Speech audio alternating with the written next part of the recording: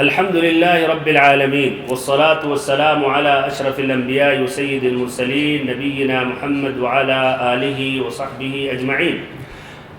فسبحانك اللهم لا علم لنا إلا ما علمتنا إنك أنت العليم الحكيم. اللهم علمنا ما ينفعنا وانفعنا بما علمتنا وزدنا علما نافعا وعملا صالحا يا رب العالمين. قابل احترام معزز بھائیوں، عزیز ساتھیوں، عزیز بچوں اور ہماری ماؤں اور بہنوں، یہ پہلا درس ہے باب المساجد کا. باب المساجد یہ چھٹا باب ہے کتاب الصلاۃ کا. کتاب الصلاۃ میں 17 ابواب ہیں. پہلا باب گزرا. پہلا باب کیا تھا؟ باب المواقیت، اوقات کے بیان میں، 5 وقتوں، 5 جو نمازیں ان کے اوقات. پھر اس کے بعد باب الاذان، وقت داخل ہوتا ہے تو اس کے بعد اذان دی جاتی ہے. پھر ایسے اس کے بعد باب شروط الصلاۃ، نماز کی شرطیں. پھر ایسے ہی اس کے بعد باب سترۃ المصلی، سترہ کا بیان. پھر اس کے بعد باب الحث علی الخشوع جو سابقہ درس میں یہ مکمل ہوا. اب یہ چھٹا جو باب ہے باب المساجد. المساجد سے ادھر تمہیدی حدیث ذکر کرنے سے پہلے یہ تمہیدی باتیں اس باب کے شروع میں پیش کر رہا ہوں. تو المساجد یہ جمع ہے جس کا مفرد کیا ہے؟ مسجد ہے. اور مسجد کا کیا معنی مطلب ہے؟ مسجد سے مراد کیا ہے؟ مسجد سے 2 معنی ہیں. نمبر 1 وہ مسجدیں جو ہم اور آپ جانتے ہیں جو بنائی جاتی ہیں اور وہ اللہ تعالیٰ کی وہاں جا کر عبادتیں کی جاتی ہیں اور وہاں ہم خاصتاً فرض نماز جماعت کے ساتھ ادا کرتے ہیں. وہ مسجد جو بنی ہوئی، جو ایک مخصوص جگہ. اور ایک دوسرا معنی کیا ہے مسجد کا؟ کیا ہو سکتا ہے دوسرا؟ وہ عام ہر جگہ جو پاک ہو، جو عبادت یا نماز پڑھنے کی جگہ ہے. اور اس کی دلیل صحیح امام بخاری امام مسلم کی روایت جابر ابن عبداللہ رضی اللہ عنہ سے مروی ہے کہ نبی صلی اللہ علیہ وسلم نے فرمایا اعطیت 5 لم يعطهن احد قبلی نصرت بالرعب مسیرۃ شہر وجعلت لی الارض مسجدا وطہورا. لمبی حدیث ہے کہ ہمیں 5 اللہ تعالیٰ نے خصائص عطا کیے. اس میں سے وجعلت لی الارض مسجدا وطہورا، کہ یہ زمین، پوری زمین ہمارے لیے کیا؟ مسجد، سجدہ گاہ، عبادت یا نماز پڑھنے کی جگہ مقرر کی گئی ہے. اور ایسے اس کو پاک بھی کر دی گئی ہے. یعنی اگر پانی نہیں ہے تو آپ تیمم کر سکتے ہیں.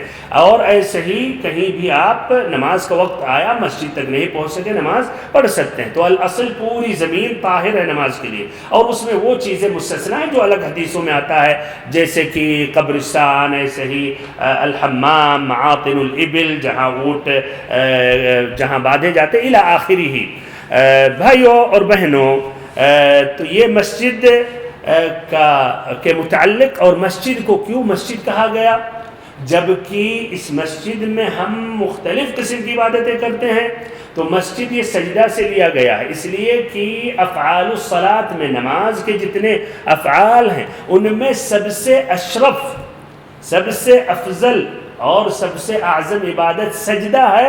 تو اسی کی طرف منسوب کر کے اس جگہ کو مسجد کہا گیا. جبکہ وہاں ہم رکوع بھی کرتے ہیں نمازی کے دوران، ذکر کرتے ہیں، دعا مانگتے ہیں، قرآن مجید کی تلاوت کرتے ہیں، علم سیکھتے ہیں، علم سکھاتے ہیں، قرآن مجید کے تعلیم دیتے ہیں، تب بھی اس کو مسجد کہا گیا. مسجد کا بہت ہی اونچا مقام ہے بھائیوں مسلمانوں کی زندگی میں. اور اس طرح اندازہ لگائے سیرت میں نبی صلی اللہ علیہ وسلم جب مدینہ پہنچے تو سب سے پہلا عمل مسجد، مدینہ میں داخل ہونے سے پہلے جہاں ٹھہرے کو وہاں یثرب میں، کہاں؟ قباء میں، وہاں آپ نے مسجد یہ قباء کی تعمیر کی. پھر مسجد جب یثرب جو تھا مدینہ میں داخل ہوئے سب سے پہلا عمل آپ نے مسجد بنائی. اور مسجد اس زمانے میں یہ کہیے سب کچھ، یہ عبادت گاہ، یہ مشورہ کی جگہ، ایسے ہی یہاں تعلیم کی جگہ، اور یہ ایک یونیورسٹی. یہ صحابہ کرام نے علم حاصل کر کے کہاں سے نکلے؟ کس یونیورسٹی سے؟ نبی اکرم صلی اللہ علیہ وسلم کی مسجد کی یونیورسٹی سے. تو المہم یہ پورا ایک اس کی سب سے زیادہ اہمیت ہے. اسی لیے حدیث میں آتا ہے کہ اس روئے زمین میں سب سے بہتر اور افضل جگہیں یہی مسجدیں. کیا ہیں؟ مسجدیں. افضل احب البلاد الى اللہ مساجدها وابغض البلاد الى اللہ اسواقها. مسلم کی روایت حدیث نمبر 671. سب سے بہترین جگہیں یہاں کون سی جگہیں ہیں؟ یہ مسجدیں ہیں، اور سب سے بری جگہ ہے بازار. تب بھی بہت ہیں وہ لوگ مرد عورتیں جو بازار جانا ان کے نزدیک وہ زیادہ وہ چیز پسند ہے، محبوب ہے، گھنٹوں گزار دیتے ہیں اور اس میں وہ مانوس یا کہیے اس طرح خوشی کا احساس کرتے ہیں اور سمجھتے ہیں ہم نے اچھی جگہ ٹائم پاس کیا. اللہ المستعان. بہرحال مساجد بنانے کی بھی بہت سی فضیلتیں ہیں. ان فضائل میں سے جو بخاری مسلم کی روایت ہے، من بنا مسجدا للہ بنى اللہ لہ بیتا فی الجنہ، کہ جس نے مسجد بنائی تو اللہ تعالیٰ اس کے لیے جنت میں گھر بناتا ہے. تو اس طرح اس کا ہمیں خاص اہتمام کرنا چاہیے. مساجد کے بھائی اور بہنوں متعدد احکام ہیں. اہل علم نے الگ الگ کتابیں بھی لکھی ہیں. فقہا نے، محدثین نے اپنی کتابوں میں الگ سے ایک باب باندھا، باب المساجد. جس طرح کہ آپ یہ دیکھ رہے ہیں بلوغ المرام میں کتاب الصلاۃ میں باب المساجد، اس لیے نماز مسجدوں میں پڑھی جاتی ہے، فرض نمازیں، اسی لیے باب المساجد کو اس کتاب الصلاۃ میں ذکر کرتے ہیں محدثین اور فقہا. چلیے اب پہلی جو حدیث ہے وہ حدیث ہم پیش کرتے ہیں. پہلی حدیث اس باب المساجد میں یہ حدیث ہے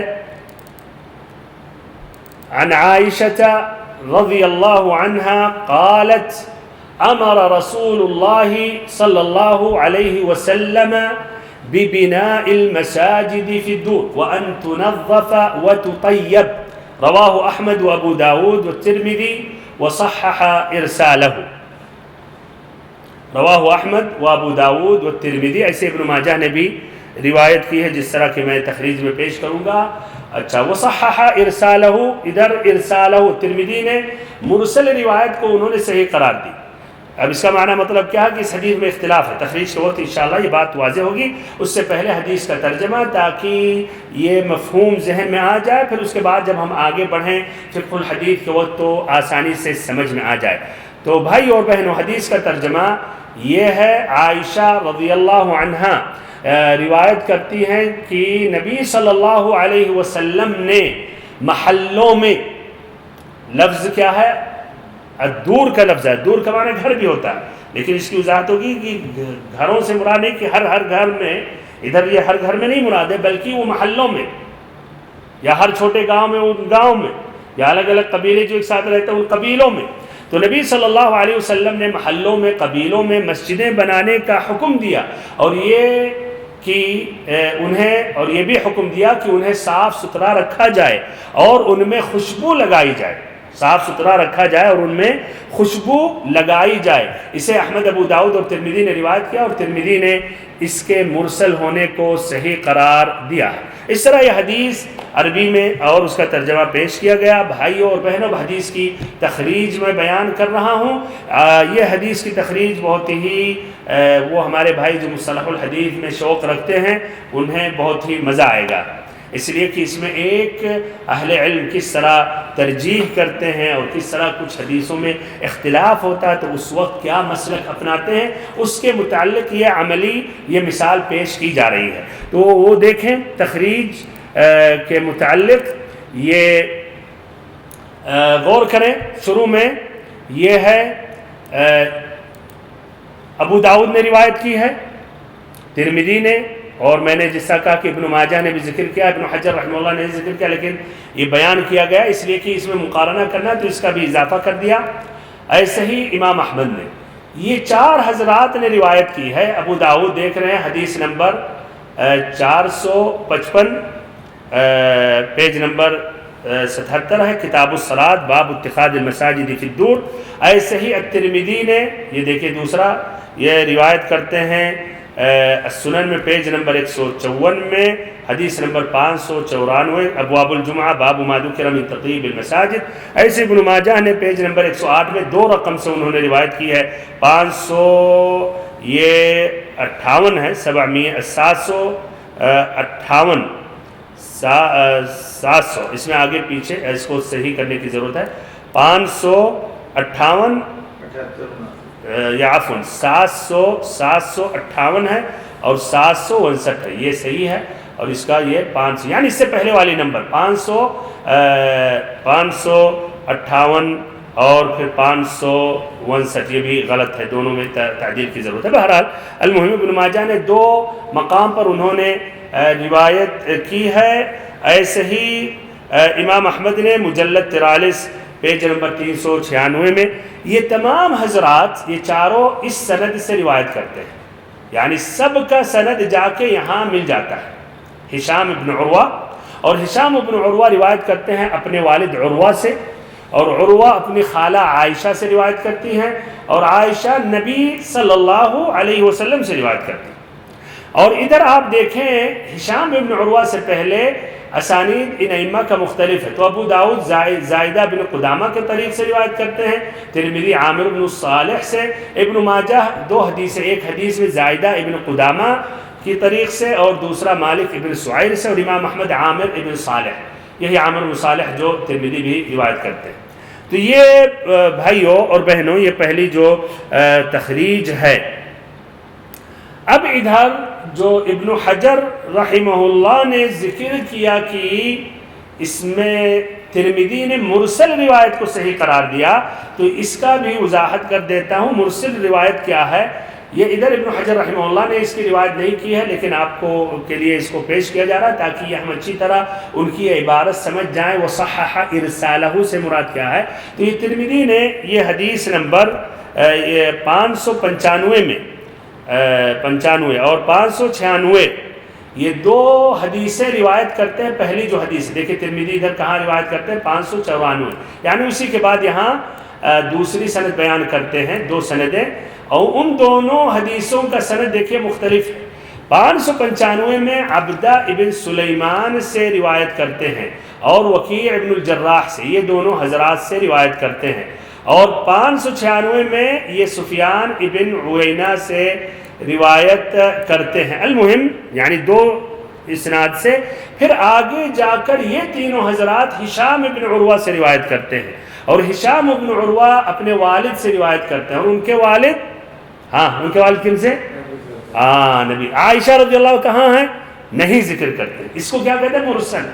تو پہلی روایت متصل ہے، سند متصل ہے، اور دوسری روایت مرسل ہے. مرسل سے مراد کیا ہے؟ وہ تابعی جو حدیث ڈائریکٹ نبی صلی اللہ علیہ وسلم کی طرف منسوب کر کے سنائے.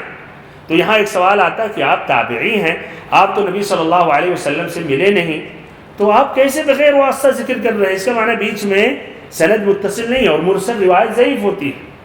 تو المہم اس طرح ادھر دونوں میں اختلاف ہو گیا. اب بھائی اور بہنوں ایک مہم سوال یہ ہے کہ دونوں میں سے راجح کیا ہے؟ کیا رائے ہے؟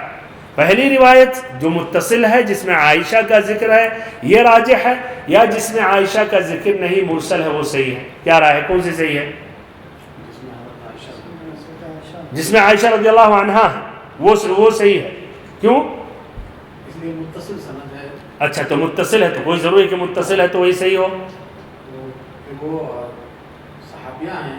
اچھا نہیں، مسئلہ ادھر صحابیہ کا نہیں، مسئلہ یہ ہے کہ ان سے پہلے جو راوی ہیں کیا وہ راوی نے صحیح بیان کیا ہے؟ عائشہ سے ذکر کرنا صحیح ہے یا نہیں؟ اچھا بہرحال، اچھا اور کوئی دوسری قسم کی کوئی رائے؟ پہلی روایت، اور بھی بھائیوں نے ادھر جواب دیا پہلی روایت. اچھا الترمذی نے کیا کہا؟ الترمذی نے مرسل والی روایت کو صحیح قرار دیا. بہت صحیح. الترمذی رحمہ اللہ نے اسی اپنی کتاب سنن میں ذکر کیا حدیث نمبر 595 کے بعد کہ یہ روایت دوسری روایت یہ زیادہ صحیح ہے. اچھا ایسے ہی یہ بھی بتا دوں ابو حاتم یہ بڑے ائمہ میں سے ہیں، بڑے یعنی امام احمد بن حنبل کے زمانے کے، امام بخاری کے اس دور کے ہیں. تو انہوں نے بھی مرسل روایت کو صحیح قرار دیا. اب اس طرح بھائیوں یعنی ہم بعد میں آ کر متأخر کہیں نہیں یہ روایت صحیح ہے، آپ کی بات کو تسلیم نہیں کی جائے گی. جہاں ترمذی، ابو حاتم جیسے بڑے بڑے ائمہ نے کہہ دیا یہ روایت صحیح ہے. لیکن سوال اب یہ ہے کیوں یہ روایت صحیح ہے، یہ اب آپ کو میں بتانا چاہوں گا. تو ادھر غور کریں، آگے بڑھ کے ہم اس کو بتاتے ہیں تاکہ یہ آج اچھے طریقے سے آپ سمجھ جائیں اور اس طرح یہ مصطلح الحدیث کی اس میں تطبیق ہو جائے. دیکھیں ادھر یہ دوسرا جو ہے میں نے قصداً اس کو مؤخر کیا تاکہ اب آپ خود مقارنہ کریں. پہلی جو روایت ہے جو یہ ائمہ روایت کرتے ہیں جن کے بارے میں ذکر کیا گیا، اس میں 3 راوی ہیں، ایک زائدہ بن قدامہ، یہ تو ثقہ ہے، ممتاز۔ عامر بن صالح جو ہے ان کے بارے میں متروک کہا، امام احمد نے ثقہ کہا، کسی نے ایسے ہی اور بھی ائمہ نے انہیں بلکہ کہا کذاب ہے۔ زائدہ بن قدامہ یہ جو اوپر ہے ان کا تو تذکرہ ہو گیا ہے کہ نہیں، ان کا پھر بار بار اب ان کا ذکر کرنے کی ضرورت نہیں، ان کا تذکرہ ہو گیا۔ یہ زائدہ بن قدامہ کیا ہے؟ ثقہ۔ اور مالک بن سعیر کیا ہے؟ یہ لا بأس بہ، کیا ہے؟ لا بأس بہ، جو صدوق۔ عامر بن صالح ان کا تذکرہ آ گیا، یہ متروک کہا کچھ اہل علم نے۔ تو اس میں کہیے ایک طرف ثقہ راوی ہیں، دوسری طرف لا بأس بہ، اور یہ سب کن سے روایت کر رہے ہیں؟ ہشام بن عروہ۔ دوسری طرف دیکھیں یہ ہشام بن عروہ سے جو روایت کر رہے ہیں 3 حضرات ہیں، ان تینوں کا مقام دیکھیں۔ عبدہ بن سلیمان یہ ثقۃ ثبت، یعنی ثقہ، بلکہ ثقہ میں بھی مزید یعنی اعلیٰ درجہ کے ثقہ۔ اچھا، وکیع بن الجراح یہ ثقۃ حافظ عابد، عبادت گزار، ایک حافظ ثقہ۔ اور تیسرے جو سفیان بن عیینہ ہے تو ایک امام ہے، امام المسلمین، ان کا شمار سفیان الثوری، سفیان بن عیینہ، عبداللہ بن المبارک، وہ بڑے ائمہ میں، فقہاء اور محدثین میں، یعنی ان کا ایک اکیلے اگر رہتے سفیان بن عیینہ تو ان سب پر بھاری پڑ جاتے بھائیوں اور بہنوں۔ تو یہاں اب دیکھیں کون سی روایت صحیح، آپ کے سامنے اب دیکھیں کون سی روایت، جنہوں نے کہا تھا کہ پہلی روایت صحیح، ابھی اتنا واضح ہو جانے کے بعد کیا رہا ہے؟ 3 ثقہ اور اعلیٰ درجہ کے ثقہ، اور ادھر ایک ثقہ ہیں اور ایک لا بأس بہ ہیں، تو یہ لا شک یہ روایت زیادہ صحیح ہے، روایت مرسل۔ اور اہل علم جب ارسال اور صحیح اتصال میں اختلاف ہوتا ہے تو اس وقت کیا کرتے ہیں؟ مقارنہ کرتے ہیں کہ کہاں روات زیادہ ہیں اور رتبے کے اعتبار سے، فقہ کے اعتبار سے اقوا ہیں، پھر اس کے بعد مقارنہ کر کے وہ ترجیح دیتے ہیں۔ تو اہل علم یہ بھی اگر آپ تخریج کے بعد جو آتا ہے، ایک مرحلہ مصطلح الحدیث ہے، نظری قواعد، پھر اس کے بعد تخریج الحدیث، حدیث کی تخریج کرنا، اور اس میں پورا مدار یہ کس اسناد کس سے روایت کر رہے ہیں، پھر اس کے بعد آتا ہے دراست الاسناد۔ دراست الاسناد میں پھر یہ دونوں میں مقارنہ کر کے ذکر کیا جاتا ہے کہ یہ راجح ہے یا صحیح۔ تو خلاصہ کلام یہ روایت زیادہ راجح ہے۔ یعنی اب ان الفاظ کی وضاحت کر رہا ہوں جو اس حدیث میں ہے، ببناء المساجد فی الدور۔ الدور جو ہے یہاں، الدور سے مراد کیا ہے؟ یہ تو جمع دار ہے، دار کا معنی گھر ہوتا ہے، لیکن یہاں مراد گھر نہیں ہے کہ ہر کوئی جو الگ الگ گھر ہوتا ہے اس گھر میں مسجد بنائے، بلکہ الدور سے مراد محلے اور ایسے ہی وہ قبیلے، جس طرح کی سفیان بن عیینہ رضی اللہ عنہ جن کا تذکرہ ہوا، جو ترمذی رحمہ اللہ نے ان سے روایت کی ہے، کہتے ہیں مراد ہے قبیلے۔ نبی صلی اللہ علیہ وسلم کے زمانے میں انصار سب وہ ایک اکٹھا، سب پورے قبیلے نہیں رہتے تھے مسجد کے قریب، بلکہ ان کے الگ الگ محلے ہوتے تھے، دور بھی رہتے تھے، اور ہر قبیلے میں ایک مسجد ہوتی تھی۔ تو ادھر مساجد بنانے کا جو حکم ہے، یعنی محلوں میں الگ الگ محلہ تو الگ مسجد ہونی چاہیے۔ ایک گاؤں چھوٹا ہے ایک محلے کی طرح، تو اس میں صرف ایک مسجد ہونی چاہیے۔ تو یہ مراد ہے نا کہ ادھر مراد گھر۔ اب اس کے بعد اس حدیث سے جو مستنبط فائدے ہیں وہ ذکر کر رہا ہوں۔ تو پہلا فائدہ جو واضح فائدہ اس حدیث سے وہ ہے کہ محلوں میں، قبیلوں میں، گاؤں میں یہ مساجد بنانے کی ترغیب ہے، اور یہ بنانا یہ مشروع ہے، اور نبی صلی اللہ علیہ وسلم نے اس کی تاکید کی ہے۔ کیوں؟ تاکہ ایک محلے والے ہر دن میں اور رات میں کم سے کم 5 مرتبہ وہاں اکٹھا ہوں، اور ایسے ہی مل جل کر اللہ کی عبادت کر سکے، 5 وقت کی نمازیں پڑھ سکے، اور ایسے ہی جب ایک ساتھ اکٹھا ہوں گے تو اس میں جو جاہل ہے اس کی تعلیم ہوگی، اس کی اصلاح ہوگی، اور ایسے ہی جو سست اور کاہل ہوتا ہے تو اس کو بھی اسی بہانے کا سب کے ساتھ جماعت کے ساتھ پڑھنے کا، عبادت کرنے کا شوق پیدا ہوگا۔ ایسے ہی آپس میں بھلائی میں، تقوی میں، خیر میں تعاون اور ایک دوسرے کی وہ مدد کریں گے۔ ایسے ہی جو اس میں اجتماعیت ہے، آپس میں جو بھائی چارہ ہے، اس کی مضبوطی ہے، کہیں کوئی معذور ہے، محتاج ہے، بیمار ہے، اس کے بارے میں پتہ چلتا ہے۔ اب اس کے علاوہ اور بھی جو یہ حکمتیں ہیں۔ تو خلاصہ کلام پہلا فائدہ یہ ہے کہ کہ یہ مساجد بنانے کا یہ حکم اور ترغیب اور تاکید آئی ہے، تو ہم مسلمانوں کو اس طرح یہ مساجد بنانا چاہیے اور اس کا اہتمام کرنا چاہیے، جہاں ضرورت ہے وہاں ایک مسجد ہونی چاہیے۔ بھائیو اور بہنوں، دوسرا فائدہ، دوسرا سبق اس حدیث میں یہ ہے کہ ان مساجد کو مہیا کرنا چاہیے مسلمین کے لیے، یعنی اس مساجد کو اس مساجد کا اہتمام کرنا چاہیے اور اس کو اس طرح پورا مرتب کرنا چاہیے تاکہ لوگ اس مساجد میں آئیں، آرام اور ایسے ہی سکون کے ساتھ اللہ کی عبادت کر سکے۔ اس حدیث میں کہاں ہے کہ اس کا اہتمام کرنا چاہیے؟ نبی صلی اللہ علیہ وسلم نے کیا حکم دیا؟ وَأَمَرَ بِهَا أَن تُنَظَّفَ وَتُطَيَّبَ، آپ صلی اللہ علیہ وسلم نے صفائی ستھرائی کا تاکید آپ نے کی، صفائی ستھرائی کی تاکید آپ نے کی کہ اس کو صاف کیا جائے، بمعنی اس میں ہر وہ چیز جو غیر مرغوب غیر پسند ہو تو اس سے مسجد کو صاف رکھنا چاہیے۔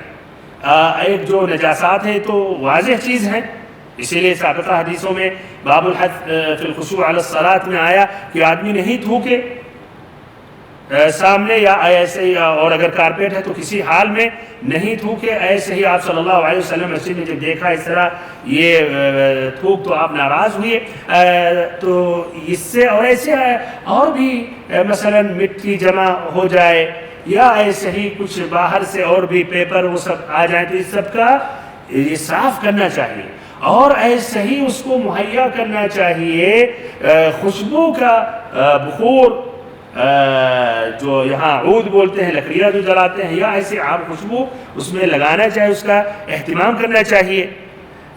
تو لا شک اس طرح جب ہم کریں گے تو ایک تو اللہ تعالیٰ کی مساجد کی تعظیم میں داخل ہے اور ساتھ ساتھ دوسروں کی اس میں تشجیع ہوگی، ہمت افزائی ہوگی کہ مسجدوں میں آئیں۔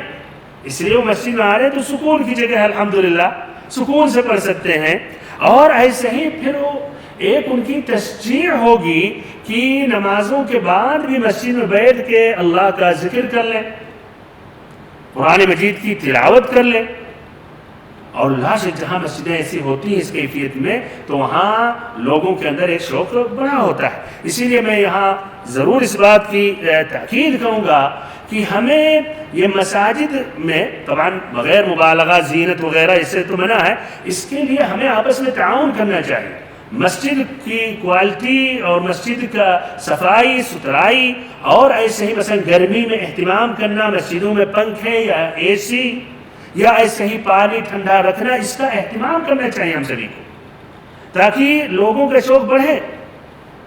آپ تصور کیجئے کہ اگر گرمی شدید ہے اور آپ ایسی مسجد میں اس میں اہتمام کیے، ہمارے اے سی کولر رکھے ہوئے ہیں تو لوگ آئیں گے، شوق کے ساتھ آئیں گے، لیکن اگر اس کا اہتمام نہیں ہے تو ممکن ہے سست پڑ جائے۔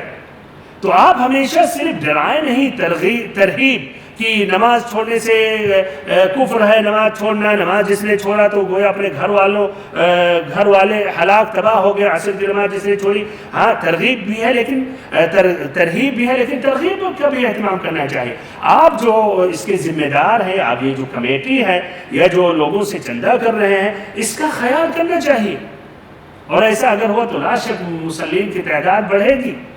بہت سے مساجد میں آپ جائیں اپنے ملکوں میں شدید گرمی میں بھی کوئی اہتمام نہیں لائٹ کا، کوئی اہتمام نہیں پنکھے کا، پانی تک میسر نہیں ہوتا۔ ایک آدمی اگر آ رہا ہے، ایک مسافر وہاں سے گزر رہا ہے، تصور کیجئے اگر آپ نے اس کا اہتمام کیا تو کتنے لوگ نماز پڑھیں گے، کتنے لوگوں کا ثواب آپ کو ملے گا جو آپ نے مسجد بنائی ہے، اور کتنے لوگوں کا ثواب آپ جو اس مسجد کے محتمم ہیں، کمیٹی کے ذمہ دار ہیں، آپ کو ملے گا اور آپ کی پوری کمیٹی کو ملے گا، اور لوگ بھی تعاون کریں گے۔ لیکن افسوس کے ساتھ اس طرح یہ خیال نہیں کیا جاتا ہے۔ ہاں نماز سے سست ہوں گے تو ہم ترغیب کی حدیثیں سنائیں گے، لیکن ترغیب والی حدیثیں نہیں سنائیں گے۔ یہاں ایک ذرا لطیفہ سن لے، کہتے ہیں ایک مسجد میں لائٹ کا پرابلم آ گیا یا ایسیاں خراب ہو گئی، تو کچھ لوگوں نے شکایت کی، تو مسجد کے امام نے کیا کہا، کوئی مشکل نہیں، کوئی مشکل نہیں ہے، اسی بہانے ہم جہنم کو یاد کریں، اسی بہانے ہم جہنم کی گرمی، جہنم کی شدت کو یاد کریں۔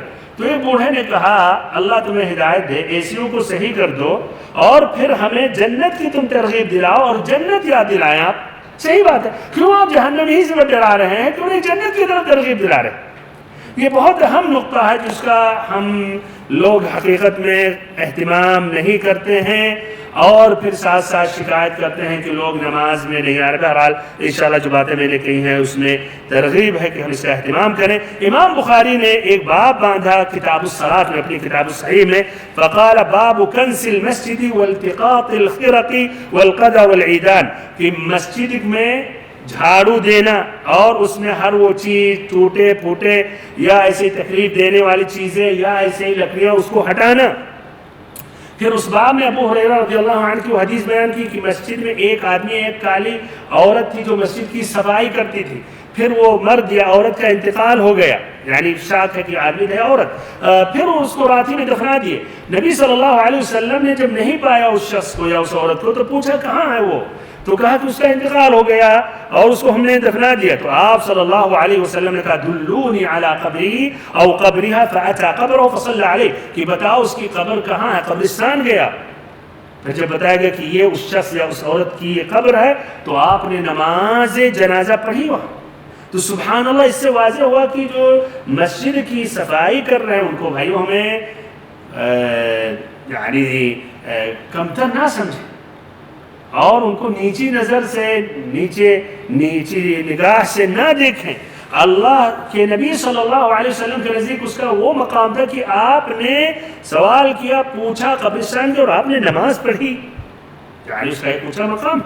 تو بھائی اور محترم ساتھیو، اس طرح یہ دو اہم فائدے تھے اس حدیث کے متعلق. خلاصہ کلام، مساجد ہمیں بنانے چاہیے جہاں ضرورت ہے، اور کم سے کم ہر حی میں، ایریے میں، محلے میں ایک مسجد ہونی چاہیے. اس کی صفائی کا بھی اہتمام کرنا چاہیے، اس میں خوشبو کا اہتمام ہونے چاہیے تاکہ لوگ راغب ہوں اور مسجدوں میں آئیں اور وہاں فرض نمازیں بھی پڑھیں اور پھر اللہ تعالیٰ کی عبادت بھی کریں. اللہ رب العزت ہم سبھی کو راہ حق پر چلائے، ہم سبھی کو صراط مستقیم پر چلائے، ہم سبھی کو علم نافع عطا کرے اور پھر عمل صالح نیک عمل کرنے کی توفیق دے. سبحانک اللہم و بحمدک لا الہ الا انت نستغفرک ونتوب الیک وصلی اللہم وسلم وبارک ونعم على عبدك ورسولك محمد.